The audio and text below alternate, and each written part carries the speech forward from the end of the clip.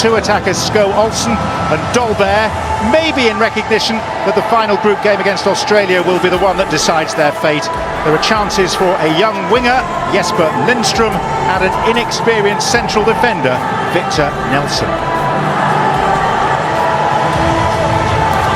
So the Danes, having breezed through qualifying, only Germany of the European teams got here more convincingly, face a significant test with a French team that now includes Raphael Varane. France with a place in the round of 16 within sight. If they win here, they will be the first team to confirm their participation in the knockout stage. But the question, as always with France, will we see the yearned for French panache, or will it be a night when we get the more typical Deschamps pragmatism as they seek to chart their course? Turgid first half between Portugal and Ghana. Look at Rabiot. Two up with him. One was Kylian Mbappe. He's been excellent, Dembele. Griezmann. And Giroud towards Varane at the near post. It's Mbappe. Here comes Giroud. He loves attacking them, doesn't he, Giroud? He really does. It's good football, lovely. Mentioned it on the right hand side here. Dembele's impressed, John. Good choice of pass again. Three waiting. Rabiot, one of them. Giroud. Cornelius. Here's Cornelius. Some wing play. That was Giroud. And Joachim Andersen was just enough of a presence. 100%. That's what puts them off. Brilliant skill on the right hand side here from Dembele. It really is. Make no mistake about it. Schmeichel with the feet. Deemed to be the one. Pay. To deliver. Mbappe was waiting. Rasmus Christensen. Challenging than at most fixtures so far. Griezmann. Lindstrom.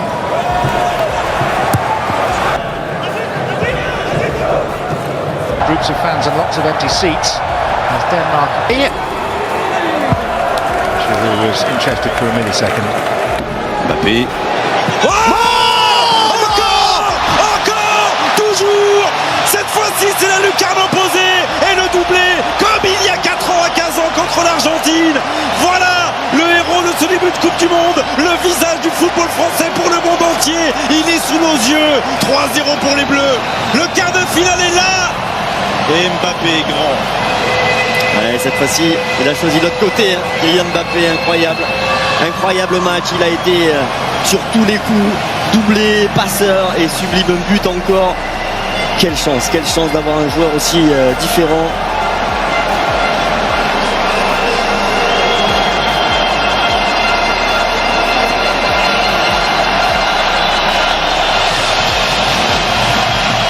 Allez, on se tait, hein. Ah mais on savoure. On se tait.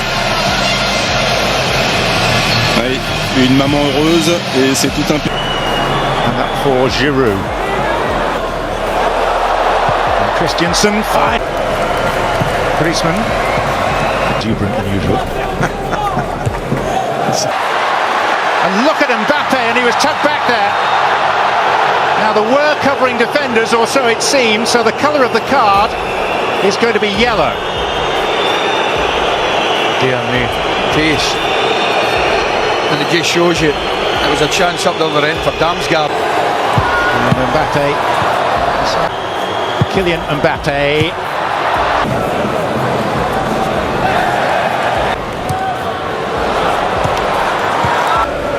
Particularly in the absence of the Italians, as Eriksen. And there's the header that brings the first moment of excellence from Schmeichel. Rabiot getting forward to augment the attack. Times he's run brilliantly, John. Times he's run. It's all about the time in the run from Rabiot. Just getting in front of the defender. Again, great cross on the right hand side here. Through the middle, and for now the flag is down still. Back to Dembele, who began the move. Sont les inspirations de Griezmann. Et je peut-être. Ouais, Olivier Giroud, numéro 52. Et les Bleus mènent 1-0 au meilleur des moments possibles, juste avant la pause.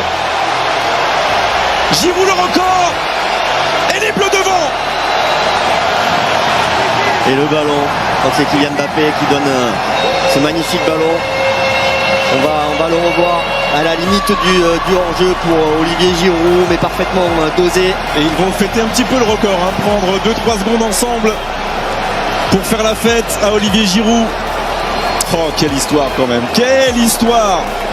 Et ça fait un peu de bien, ça fait un peu beaucoup de bien même. Ah oui, parce qu'on était dans un temps faible côté français. Allez, on va revoir ce ballon.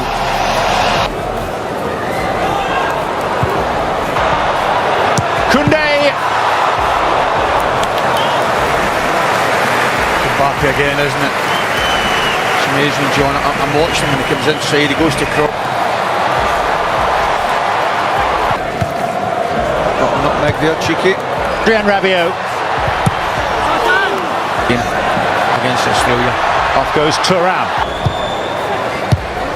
Nelson this time. Mbappe. Final sights. Kylian Mbappe. I actually don't know where Giroud's going. I've got no idea where he's going there. Just get out Mbappe's road and let him get on with it. Eriksen's ball in was it? Hernandez again. Mbappe. Brilliant. It's brilliant.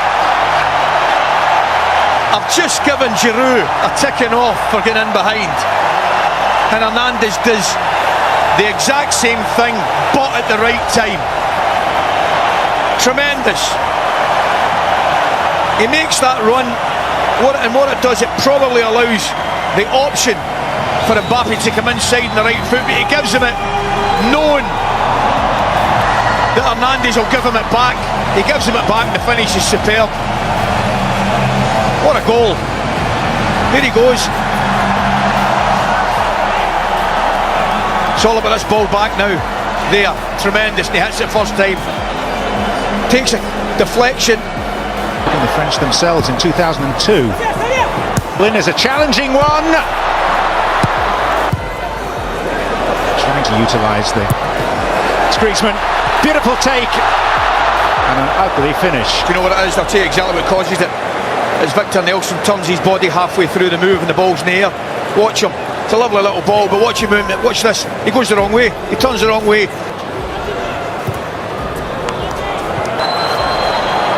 Lindstrom. Right.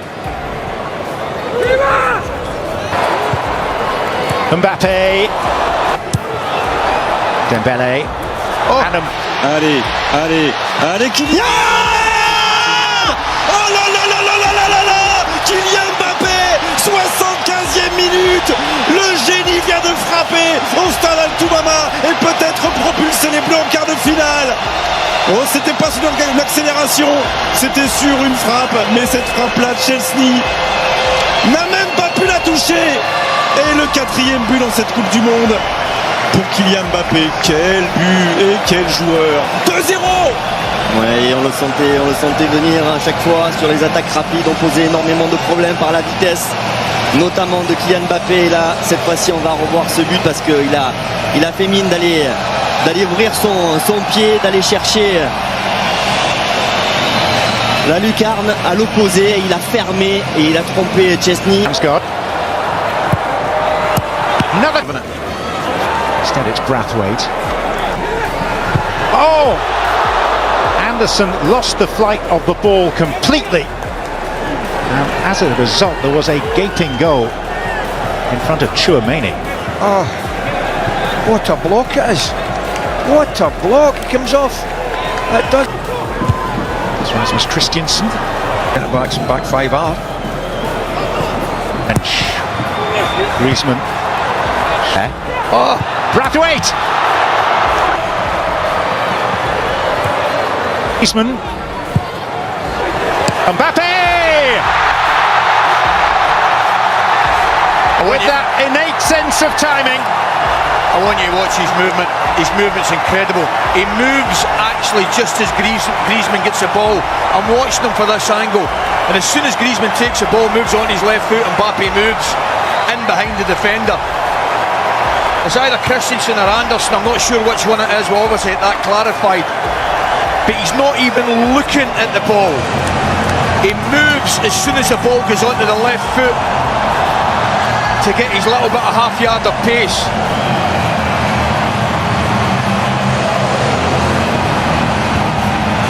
Brilliant, absolutely terrific movement. He will see it. Here he goes. Keep your eye on him.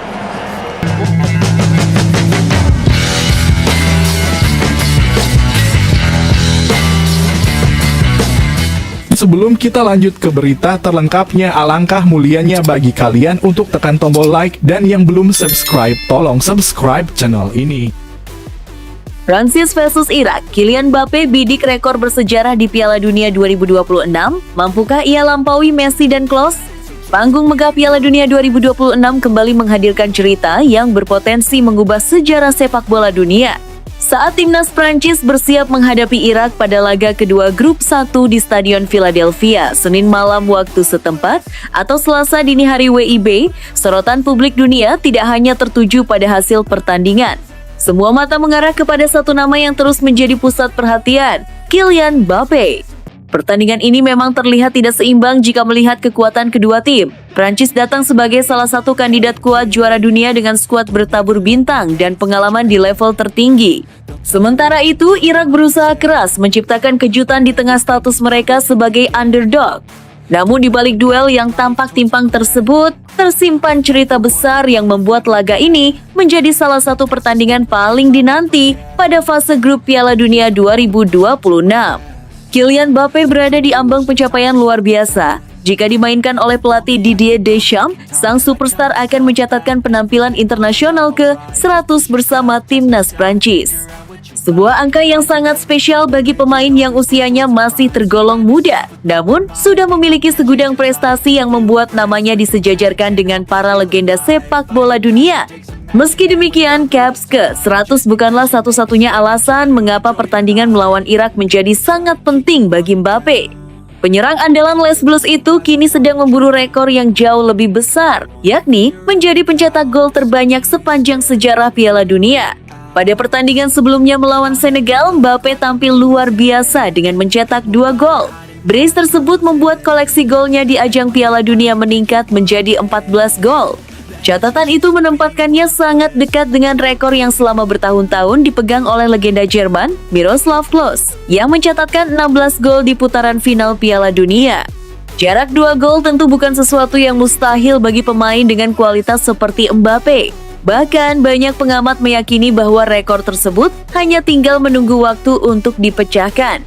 Namun situasi menjadi semakin menarik karena persaingan ternyata tidak hanya melibatkan Mbappe seorang. Tak lama setelah Mbappe mencuri perhatian lewat 2 golnya ke gawang Senegal, Lionel Messi memberikan jawaban yang tidak kalah spektakuler. Kapten Argentina itu mencetak hat-trick saat menghadapi Aljazair dan langsung menyamai rekor Klose dengan koleksi 16 gol di Piala Dunia. Kini dunia sepak bola menyaksikan sebuah perlombaan bersejarah antara 2 generasi berbeda. Di satu sisi ada Lionel Messi, legenda hidup yang telah memenangkan hampir semua gelar bergengsi dalam kariernya. Di sisi lain ada Kylian Mbappe, sosok yang digadang-gadang sebagai penerus tahta sepak bola dunia. Persaingan keduanya memberikan warna tersendiri bagi Piala Dunia 2026. Setiap pertandingan yang mereka jalani kini memiliki arti lebih besar dibanding sekadar kemenangan tim. Setiap gol yang tercipta berpotensi mengubah daftar pencetak gol terbanyak sepanjang sejarah turnamen paling prestisius di dunia tersebut. Sementara itu, dari sisi tim, Prancis juga memiliki misi yang tidak kalah penting. Berdasarkan simulasi superkomputer Opta yang melakukan 25.000 skenario pertandingan, Les Bleus memiliki peluang kemenangan mencapai 88,1% atas Irak. Statistik tersebut menunjukkan betapa besarnya dominasi yang diprediksi akan ditunjukkan oleh skuad asuhan Didier Deschamps. Jika berhasil mengalahkan Irak, Prancis akan mencatatkan pencapaian penting berupa kemenangan dalam 2 laga pembuka Piala Dunia secara beruntun untuk keempat kalinya sepanjang sejarah. Rekor tersebut menjadi simbol konsistensi salah satu kekuatan terbesar sepak bola dunia dalam beberapa dekade terakhir. Bagi Irak, pertandingan ini merupakan ujian yang sangat berat. Wakil Asia tersebut datang dengan catatan yang kurang menggembirakan di ajang Piala Dunia.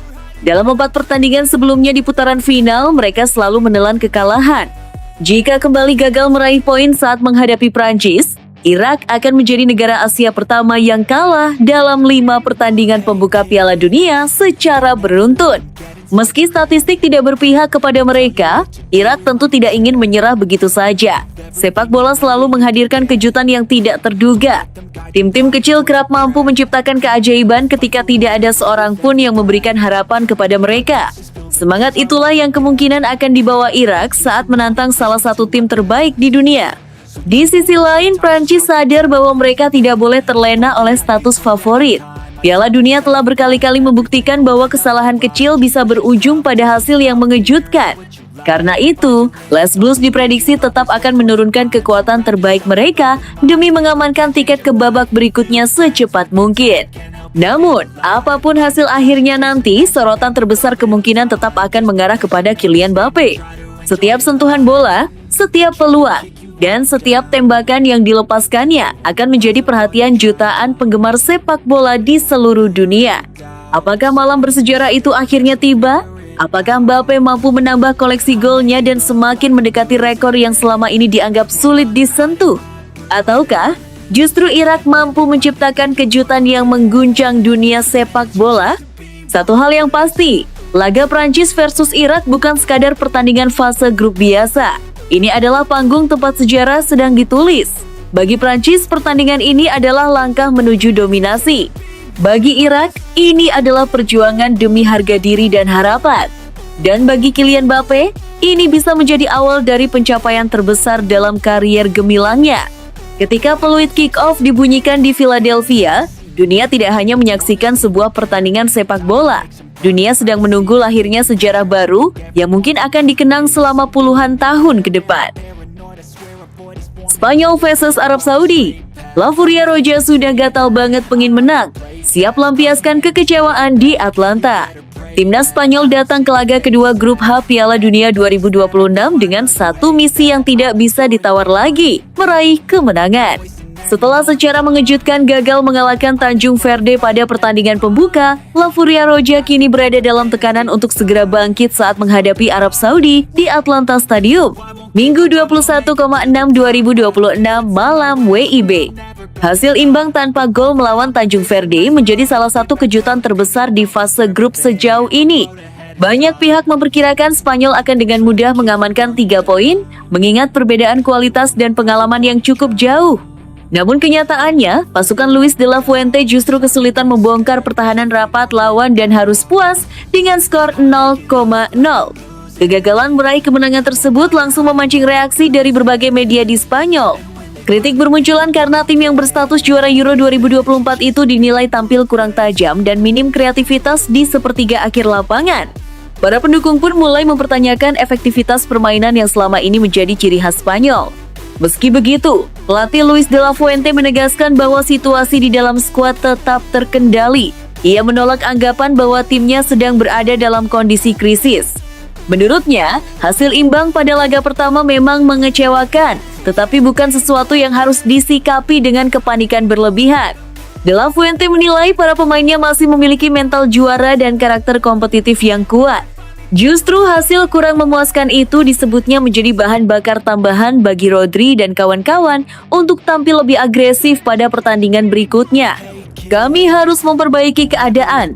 Ini bukan situasi dramatis, tapi kami harus menang, ujar De La Fuente dalam pernyataannya yang dikutip dari situs resmi FIFA. Pernyataan tersebut menggambarkan bagaimana suasana di ruang ganti Spanyol saat ini. Tidak ada kepanikan, tetapi ada rasa terganggu karena gagal mendapatkan hasil yang diharapkan. Perasaan itulah yang diyakini akan membuat Spanyol tampil jauh lebih berbahaya ketika berhadapan dengan Arab Saudi. Salah satu pemain yang diperkirakan akan menjadi motor kebangkitan Spanyol adalah Rodri.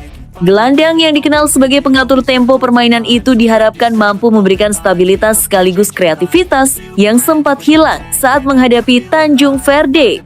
Selain Rodri, lini serang Spanyol juga dituntut untuk menunjukkan kualitas sebenarnya. Pada laga sebelumnya, peluang demi peluang memang berhasil diciptakan. Namun penyelesaian akhir yang kurang maksimal membuat Spanyol gagal mencetak gol. Situasi tersebut menjadi pekerjaan rumah utama yang harus segera dibenahi jika mereka tidak ingin kembali kehilangan poin. Di atas kertas, Spanyol tetap lebih diunggulkan dibanding Arab Saudi. Dari segi kualitas individu, pengalaman bertanding di level tertinggi, hingga kedalaman skuad, La Furia Roja memiliki keunggulan yang cukup signifikan. Namun Piala Dunia selalu menghadirkan kejutan sehingga mereka tidak boleh menganggap remeh lawan. Arab Saudi sendiri datang dengan kepercayaan diri tinggi.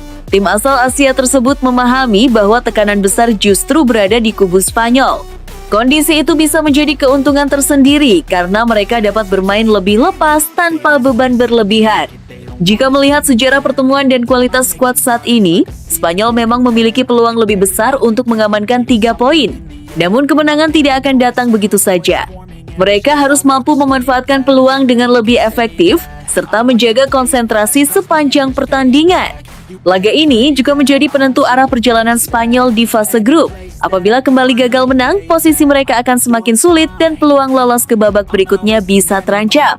Sebaliknya, kemenangan akan mengembalikan kepercayaan diri tim sekaligus membuka jalan menuju fase gugur. Luis de la Fuente tampaknya sangat memahami pentingnya pertandingan ini.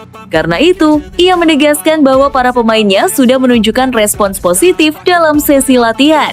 Sang pelatih bahkan mengisyaratkan publik akan melihat wajah berbeda dari Spanyol saat menghadapi Arab Saudi. Menurutnya, rasa kecewa setelah hasil imbang kontra Tanjung Verde telah memicu semangat besar di dalam tim. Para pemain merasa terusik dan ingin segera membuktikan bahwa hasil di laga pertama hanyalah sebuah kecelakaan kecil, bukan gambaran sesungguhnya dari kekuatan Spanyol. Atmosfer pertandingan di Atlanta Stadium dipastikan akan berlangsung panas. Ribuan pendukung Spanyol berharap tim kesayangannya mampu menunjukkan performa yang lebih tajam, lebih agresif, dan lebih efektif di depan gawang lawan. Kini semua mata tertuju pada La Furia Roja. Akankah mereka berhasil melampiaskan kekecewaan dan meraih kemenangan perdana di Piala Dunia 2026? Atau justru Arab Saudi mampu menciptakan kejutan berikutnya yang mengguncang persaingan grup H? Satu hal yang pasti, Spanyol sedang dalam kondisi gatal untuk menang. Setelah dibuat frustrasi pada laga pembuka, pasukan Luis de la Fuente siap turun dengan semangat berlipat ganda.